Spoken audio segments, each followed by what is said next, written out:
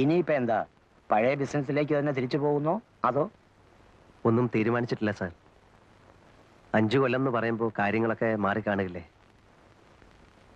ഇനിയിപ്പോ നാട്ടുകാര് പണ്ടെന്നെ കണ്ടതുപോലെ തന്നെ ആയിരിക്കുമോ കാണുന്നത്, അതോ ഇനി? ഒന്നുമില്ലടോ, താൻ കുഴപ്പക്കാരനല്ല എന്ന് അവർക്കൊക്കെ അറിയാം. ചെന്ന് നോക്കിയാലേ പറയാൻ പറ്റൂ. ശരിയാകുന്നില്ലെന്ന് കണ്ടാൽ വേറെ എങ്ങോട്ടെങ്കിലും മാറണം. സ്ഥലം വിടാനൊന്നും പോകണ്ട. ഇനിയും ഉണ്ടല്ലോ 10-12 ദിവസം. ആലോചിക്കുമ്പോ ഇതിനിടയ്ക്ക് വേറൊരു വഴി കിട്ടും. എന്തോ. ആരാടോ? ആ സായിപ്പാണോ? അതെ സർ. വയലന്റ് ആണ്? അതെ സർ. പിടിച്ചു പൊട്ടാൻ നോക്കിയിട്ട് ആരും അടുപ്പിക്കുന്നില്ല.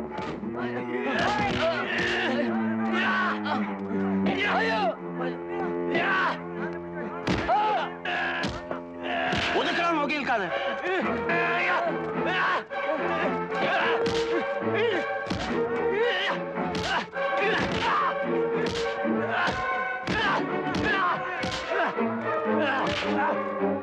പിടിച്ചു കേട്ടവന്.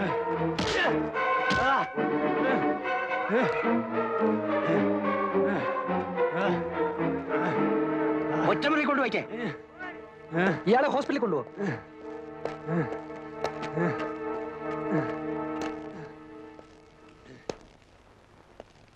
ലൈഫാ ഇന്നിങ്ങോട്ട് വന്നേ ഉള്ളൂ, അതിന്റെ ബഹളമാ.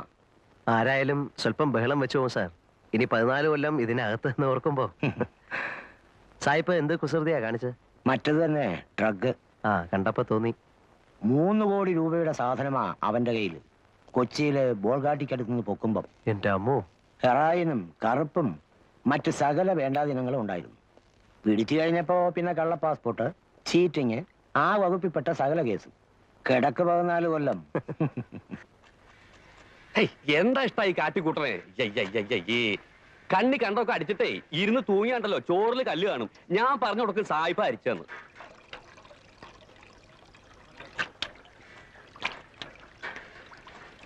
എന്താ? ഒന്നാമത് ഈ അഹിന്ദുക്കളെ ഈ പാചകമായിട്ട് ബന്ധപ്പെടുത്തു തന്നെ ഒരുതരം അസന്മാർഗ പ്രവൃത്തിയാ. എന്ന് തുറന്നു വിട്ടു. ഇന്നലെ അതല്ലേ കഷ്ടം. അതിലിപ്പോ എന്താ ഇത്ര കഷ്ടം? 5 ദിവസം പിടിച്ച് കെട്ടിടുക. കുറെ നാളത്തെ അങ്ങ് ഇട്ടൂടെ? എന്തിനാ 5 ദിവസം ആക്കണേ? പിന്നെ എത്ര 5 ആഴ്ച ആക്കണം? 5 മാസാക്കിയ എന്താ മുഷിയോ? അല്ലെങ്കിൽ ഇപ്പൊ എന്തിനാ ഈ മാസക്കണക്ക്? 1 കൊല്ലത്തേക്ക് അങ്ങ് ഇട്ടൂടെ? പിന്നെയും കിടക്കല്ലേ 13 കൊല്ലം. എന്റെ ഗുരുവായൂരപ്പാ, ഈ അസുരന്മാരെ ഇടന്ന് എത്രയും വേഗം എന്നെ രക്ഷപ്പെടുത്തി തരണേ. അല്ല, അപ്പോ തിരുമേനിയുടെ കാര്യോ? അസുരനല്ലെങ്കിൽ പിന്നെ ആരാ? ദേവനാ? അത് ഇതുപോലെയാ. പിന്നല്ലാതെ ഇതും മോഷണം അതും മോഷണം. അങ്ങനെ പറഞ്ഞാ എങ്ങനെ ശരിയാവണേ? എന്താ ശരിയായാലേ? മയക്കുപൊടി മോഷിച്ചോണ്ട് പോണ പോലെയാണോ ഭഗവാന്റെ വിഗ്രഹം മോഷിച്ചോണ്ട് പോണത്? രണ്ടും ഒരുപോലെയാണോ പറയണേ? മയക്കുപൊടിയും ഭഗവാനും.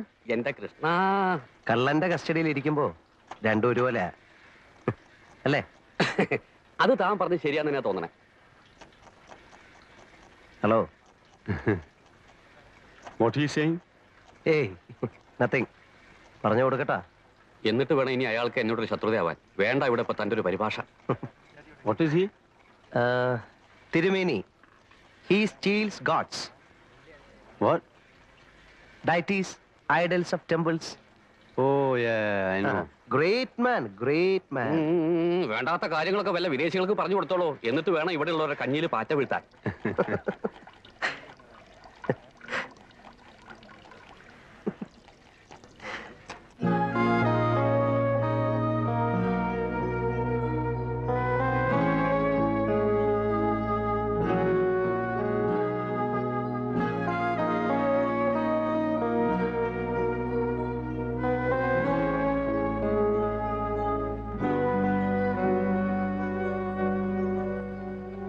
Man, when are you going? Only 2 more days. Lucky.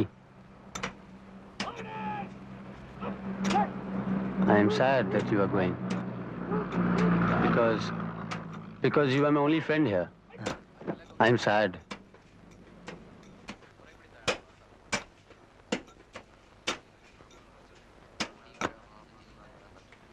I want to go out. I want to fly off. Take me with you. I mean, you know my problem. Yeah, I understand.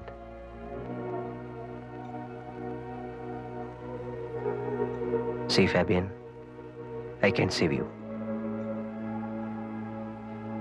I will save you. I have been here for the past 5 years. I know every nook and corner of this place. And then I'm in their good books. Yeah, I know. If you give me money, I'll help you to go out. Can you? Really? Yeah, I can. Okay. I'll give you money. Sure? Sure. How much? 1 lakh rupees? 2, No, 3, go up. 4, 5 lakhs. Agreed. I take you out for 5 lakhs. When? Not this time. I have no time to plan this time. I go and come back. But will you? Yeah, I will. I will come back and save you.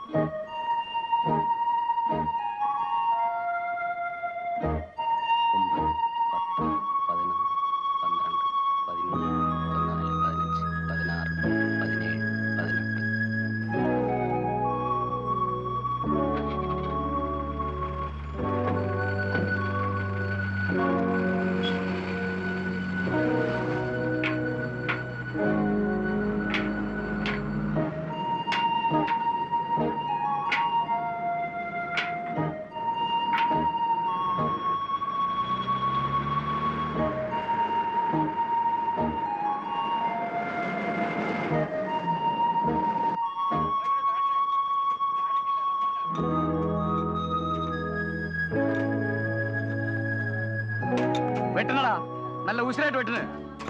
എന്താണ് അവിടെ നോക്കിക്കുന്നേ? വൈകുന്നേരം ആകുമ്പോഴത്തേക്ക് 1 രൂപ 20 പൈസ അങ്ങോട്ട് വാങ്ങിക്കേണ്ടതാ. ആ excuse me, ആ അപ്പോ ഇവർക്ക് 1 രൂപ 20 പൈസയാണ് ഒരു ദിവസത്തെ വേതനം? എന്നൊന്നുമില്ല. അതായത് 1 രൂപ മൂലം മേപ്പോട്ടുണ്ട്. എത്ര വരെ? 1.20, 1.30. കിച്ചണ് ജോലി ചെയ്യുന്നവർക്കല്ല 1.30. അങ്ങനെ 2 രൂപ വരെ ഉണ്ട്. ആ മാനുഫാക്ചറിംഗ് പണിയുന്നവന്മാർക്ക് 2 രൂപ.